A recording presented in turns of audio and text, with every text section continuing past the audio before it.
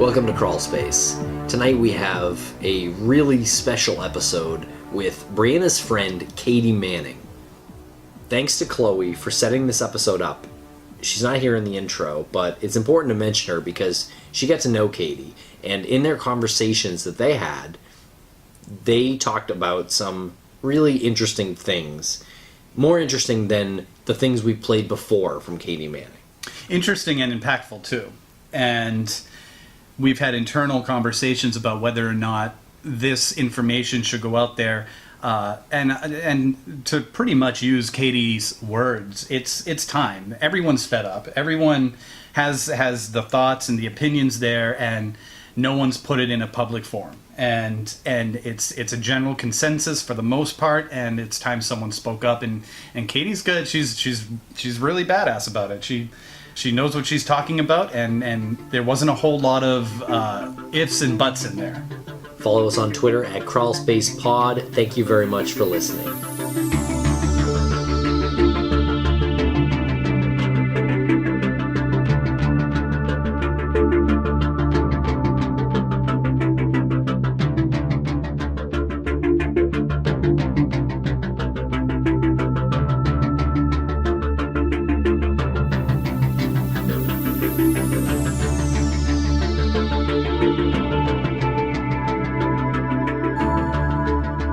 Welcome to Crawlspace, Katie. Thank you very much for coming on and talking with us.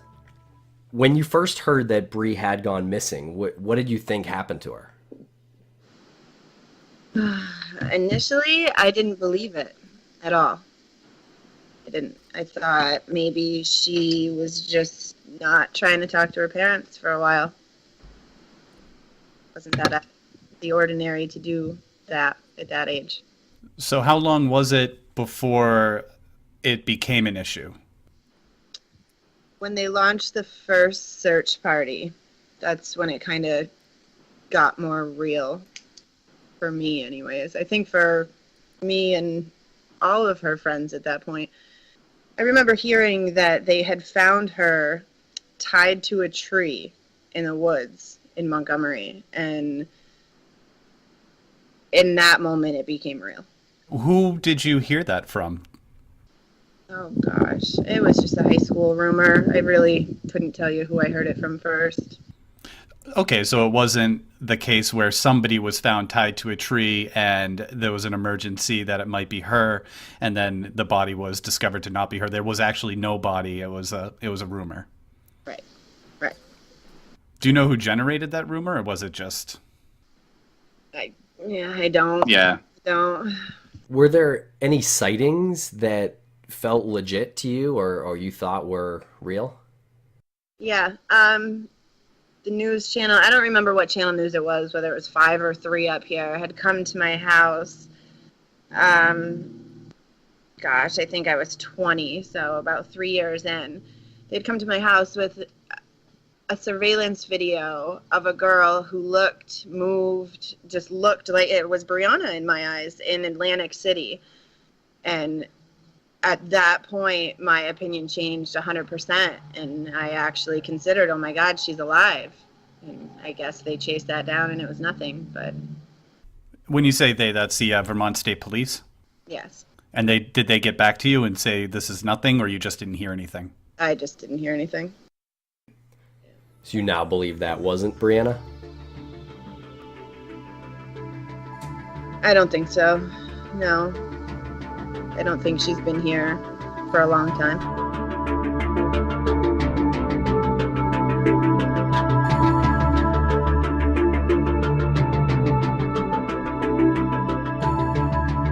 And now a brief word from our new sponsor, BarkBox. I have a cat.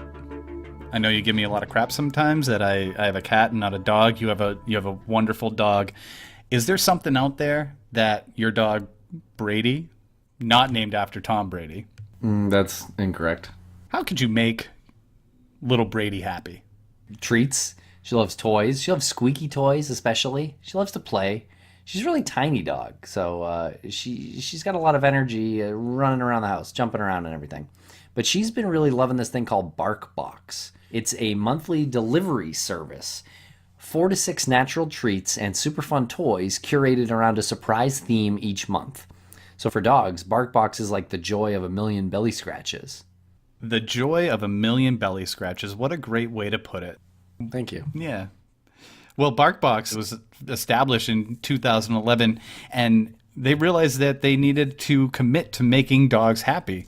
They work with local and independent businesses to achieve it. In fact, they only work with vendors who also care deeply about the health and happiness of dogs. So little Brady there should be happy, right? I mean, what was her reaction when she first got the BarkBox? She's actually really picky with toys and treats, but she ate the treats, which I was actually really surprised at. I figured she might turn her nose up because she's kind of like that sometimes. And with the toys, too, they all squeak, and that's the trick for my dog, Brady. If they don't squeak, she's not that interested. So I don't own a dog, but this is still good for me. Maybe I'll get a dog at some point. But if I'm looking to give a gift to a friend or a family member, BarkBox, new exciting gift to give. Each gift subscription includes toys, as you mentioned, treats, and a unique theme every month. Yeah, you just tell him how big your dog is. He's either in the small and cute pile, which is 0 to 20 pounds, just right, 20 to 50 pounds, or big and bold. You choose a plan. 1, 6, or 12-month plans are available. Cancel anytime. It's free shipping. BarkBoxes are shipped on the 15th of each month, so you should be excited for this. Your dog will be. So check out barkbox.com/crawlspace for a free extra month of BarkBox when you subscribe to a 6 or 12-month plan. Why wouldn't you subscribe to a 6 or 12-month plan? You want to make your dog happy, right? I mean, they're just so much fun. They love you so much. Make them happy. Make their day at least once a month.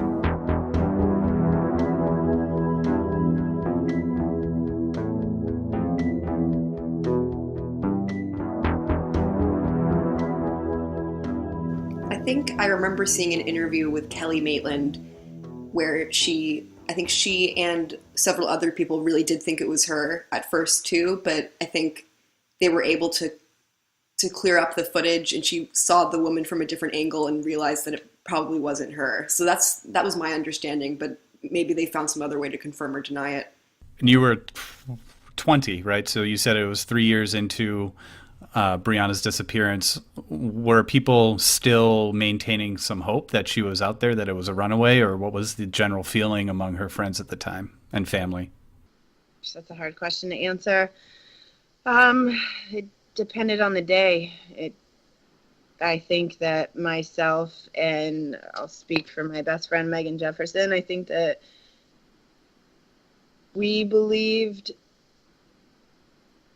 there was hope at that point. I don't know. It's changed so much. It's a roller coaster. It really, really is. There's no other way to explain it. She's alive, she's dead. She's alive, she's dead. I don't know. What do you think now? I think she's dead, and I think that's been the case since day one. And being 16, 17 in the moment of that, and not willing to accept the reality that such evil could be living in our backyard, I guess, it just didn't hit for me. It wasn't, I don't know, but now, yeah, I 100% believe she's gone. When you say hit in your backyard, you still live there, right? I do. What kept you there? Why didn't you leave? I have left. I've left, and I've come back, and now I stay because I have a 4-year-old, and what I see happen in the news here versus what I see happen in the news, and it's the same in every state, or we're looking good. I mean, per capita, it's crazy here, but I don't know. This is home. Do you believe you know who's responsible for what happened to Brianna? Responsible as in who took her life? No, but who do I believe? I believe 100%. I know who could bring closure. And being in that area, are you apprehensive around this person, people? Are you afraid? I wouldn't say afraid. The feeling I get when I see these people is unlike anything I've ever felt. but it's not fear. Is there a way that you can elaborate a little bit on that? Because I'm trying to put myself in your shoes, and I don't. Maybe you're more brave than I am. Yes, I'll answer. Yes, you are. There's one person in particular that I was close to out of these few guys. I almost said gentlemen. Out of these few guys, that he's the one that I see in my stomach. I cringe. I sweat immediately. All I want to do is punch him in his face. He hugged me when I cried over this. And then minutes later would go and discuss with other people how he watched the life drain out of her. Like, it's just, I'm not afraid because I don't think that they are killers. I think that this is the situation that went badly and they handled it the worst way they possibly could have handled it. And I don't understand how we're sitting here 13 plus years later and he hasn't, this one person, hasn't owned up to it in any way, shape, or form. So what do you think happened? I think one way or another, how it was brought on, I don't know, but I think that drugs were involved, and I think that Brianna consumed more than she should have, whether it was by force or by choice. I don't know enough to say, but I believe that an overdose is what led to it. And maybe she could have been helped, maybe she couldn't have been. A phone call that should have happened, and they shouldn't have hit everything. And then everyone just freaked out if she overdosed, and then they freaked out and tried to hide the fact that she freaked out because they were using drugs? That's what I think, yeah. How long after her disappearance did you become aware of this person's involvement or these people being involved and formulate that theory? The people involved have changed, but the one that I keep going back to is this one person has been mentioned from the second it happened. He's always somehow managed to be in the middle of every theory, it seems. So, I don't know. I think I've seen it the whole time. I just would have defended him the first few years afterwards. And wow. What do you mean defended him? I thought he was my friend. I believed his innocence. I did. I was as young and dumb as they came. Why do you think law enforcement hasn't made an arrest? Because they can't. They don't have the evidence. They can't.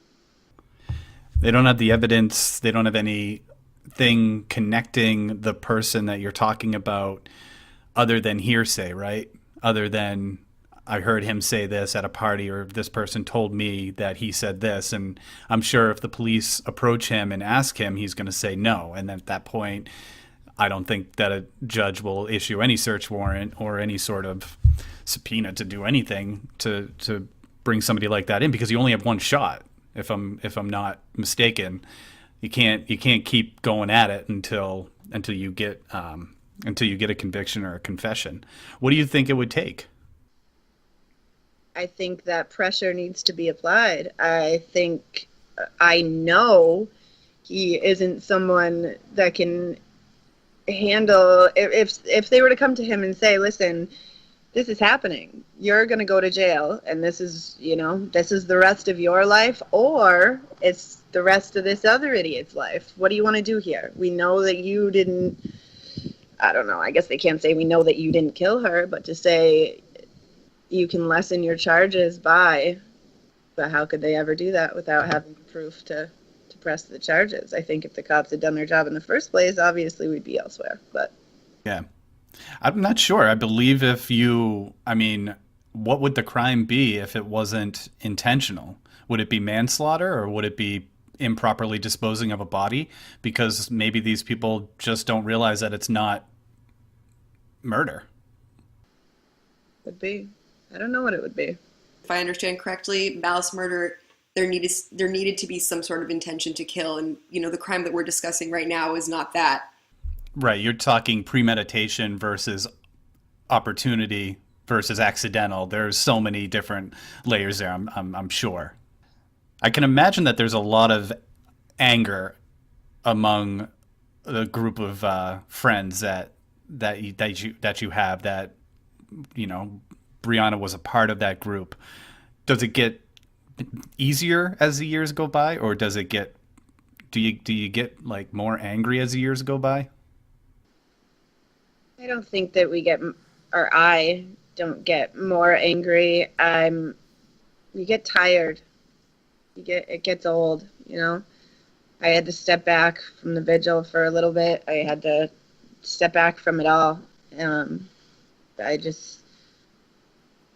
It consumes you, I've lost a lot of friends. I have. I'm sure, as you know, drugs are a big issue up here, and I've had more than my fair share go, but this is so different. Having no closure whatsoever, just the way it haunts you. It does. It just never fades away. That pain can come back the same as it was the first day you found out 13 years later. Would that pain alleviate at all if the case was solved? I believe it would. I mean, yeah, you get that closure. I think, yeah. Do you mind if I take it back just a little bit and ask you a little bit about Brianna and when you knew her? Is there a memory that stands out for you that you'd want to share? Yeah, actually, Chloe was nice enough to bring that back up for me. I always think the negative. I always focus on since she's been gone, but that conversation with Chloe brought back a lot of it for me. There was one night Brianna and she decided that she wanted to dye her hair this crazy purple color. I mean, it's really common now to see girls have their hair like that, but then it didn't happen. But yeah, she wanted to dye her hair. So we decided we would play hairdresser and go ahead and do that in my mother's bathroom. And Bri was always dancing around, always acting, she was goofy. So she had the hair dye in her hair, this dark, deep, crazy red, and she decided she was going to dance around my mother's white bathroom. There's still paint on my mother's wall, and the side of her mirror and her sink from Brianna's hair. I think we went through like 6 bath towels. We totally trashed the place doing her hair that color, but hey, it looked good. That's amazing. How did the two of you, and we heard the conversation, it was a great conversation that you were gracious enough to allow Chloe to record. I really like the story about how the two of you met. I just kind of want to hear it from you. On the school bus is how we met. I was starting in a new high school, riding the bus, because that was cool. So I climbed on the bus, and you just get dirty looks. Everybody's looking you up and down. And there was Brianna in the middle of it all, patting her seat. You can sit with me. And I sat down with her, and she was telling me how pretty my hair was. And she was just, I don't know, she was just very inviting, I guess.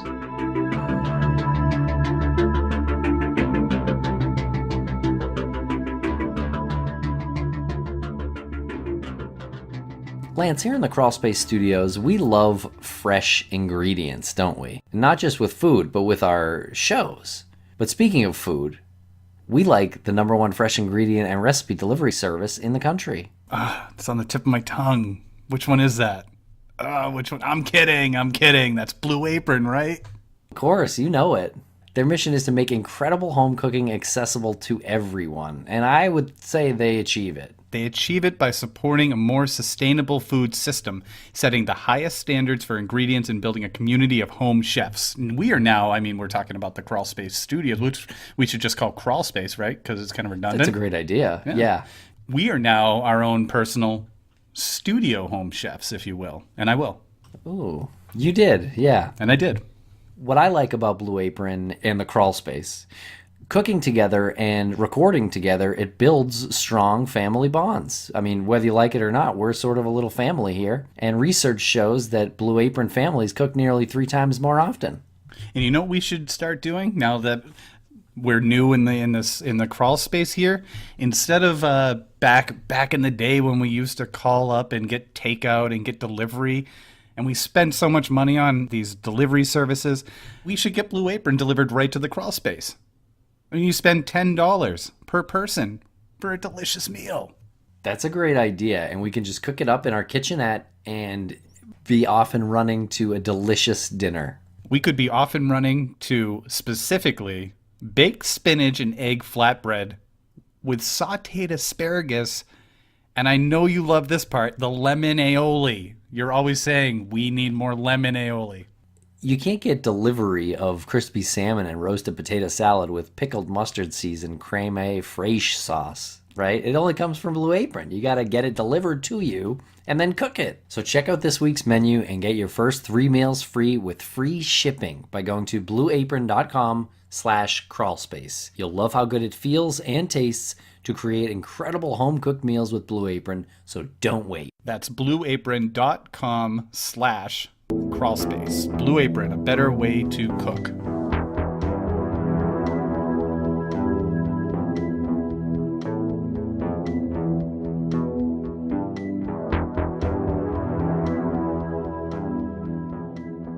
How many people do you think know what happened? Gosh, I don't know. At least 4. Are they all still in the area? Yep. One of the parts of what we've read and what's out there that just keeps gnawing at me, and I know that it's been looked into and dismissed, was the fact that her boyfriend saw her car that night or early that morning and didn't stop, and it just, that whole scenario confuses me. What's your feelings on that? It's not that random up here to just drive by somebody's car. I mean, then it wasn't. I can say now I would think it weird if I drove by one of my girlfriend's cars parked in a field. To see the car parked like that, obviously that's different. I've heard how the car was originally not like that, and then it was. I think it was like that the whole time. But to be partying in a field, be it March, wasn't that crazy to have happen up here. So for him to drive by and see it and not think much, it's pretty possible. What's the story up there about what he was doing? Because what we've heard is that, until recently, that he was in Canada partying and he came back through. And he came back through at 4 in the morning. He came back. Yeah, we've heard that he was in Canada partying and he came back through at 4 in the morning and saw her car. I'm looking at your face right now, and it seems like you're a little skeptical of that, but I don't want to read into it too much. And we've also heard other things. And it just, there's something that we can't put our finger on. There's something that's just not connecting right there for us. It was the story always that he was in Canada partying and came back through at 4 and was like, oh, I just didn't see her car. I mean, I just didn't see her at the car, and I told the cops everything, and I'm good. That's been the story that I've heard all along, but I couldn't agree with you more. There's something missing there. Is he still in the area? Yes. No kidding. And that was her ex-boyfriend at the time, right? Right. Okay. I actually was just talking to his girlfriend earlier today, which is a little random. But she and James were still in pretty active contact. I thought that was my understanding. Like, wasn't she in his truck when Keely punched her? Yes. Okay, but they weren't dating at the time, but they still were in contact. Right. There was a small group of us that hung out, and sometimes you dated your friends, I guess. I stayed out of that, but I was the only one. Just to be clear for the listeners who are talking about, my bad, it wasn't her current boyfriend, it was her ex-boyfriend, James Robitelli. So James still lives in the area. And is there any time anybody talks to him about this? Or does he talk about it? Or is it what? I guess I don't know the question I'm trying to ask. Like you met up with his girlfriend today. Like obviously it didn't come up, right? But has he ever talked to her about it or anything like that, you think? Does it hang over people? Do you get the sense that it hangs over people? I kind of would hope so. I've never had that conversation with her, so I wouldn't know, but I would hope so. I would imagine so. I've been questioned 100 times over the years, so I would assume that it's the same for people on the other aspect. You've been questioned by the local police or the state police? The state police, yeah. And what have you told them? They've asked me literally the same questions. It was every 2 years, the majority of this time. And they would ask me the same questions every time. Have I heard anything new? Do I feel that they should contact anyone different? And do I feel like they're asking the right questions is what they would say to me. Like I know what you're saying to other people in their interviews, but. And you've shared with them the stories about your former friend who talked about seeing the light leave Brianna's eyes? Sure have. What's their reaction to that? I don't even know if they've spoke to him since then. So I would hope so, but sorry. Is that name like a name of prominence up there? The person we're talking about, is it somebody who, if the police, like, are they above the law up there? I'm trying to figure out, is it a small town thing? It is a small town thing. His parents own a lot of land. They do a lot of farming, As for above the law, I don't think so. I think the cops feel like they attempted that and they missed, and they can't really do that again without his father, who specifically said, if you continue to do this, I'm going to file suit for harassment. So, I mean, they're kind of stuck there. They had drained a manure pit at one of their properties. These people own, that I know of, 4, right? I mean, they're probably within about 10 to 15 miles of each other, but they had only gone to this one property. So when they said, oh, hey, what about this place? They weren't having it. They allowed them to search one. They drained a manure pit. Based on that, they wanted to search more properties. And that wasn't enough to say, hey, it doesn't matter what you think now. Because I guess, right, anybody can just have a saw in a manure pit. It could just fall in. That's reasonable enough. No, I guess a judge wouldn't sign off on that. Probably not going to find any DNA in it on it at that point. Absolutely, right. Man, that's frustrating. And this is why I asked the question before about, do you get more I feel like I just like stew on things so much. I feel like my head would explode after 13 years. Is that guy's father complicit, or is he just unaware of what is going on with his son? I think he's unaware, and that which he's been made aware of, he likes to pretend doesn't happen. He's got, 3 sons, 2 of which are very successful, very different from this one. This is his black sheep, I just learned what this term is, and I was so excited to use it in a show if we got the opportunity to. Because we always talk about not doing something just for the convenience of not being inconvenienced, not to inconvenience your life. The cognitive dissonance. It sounds like there's a lot of cognitive dissonance up there. Like you know it, but you don't really, because it's going to be too much if it comes out. Is there anything else that you want to say that you think we should ask, or that you think needs to be out there? Not that they'll listen to it, but I believe that those that are involved do it now.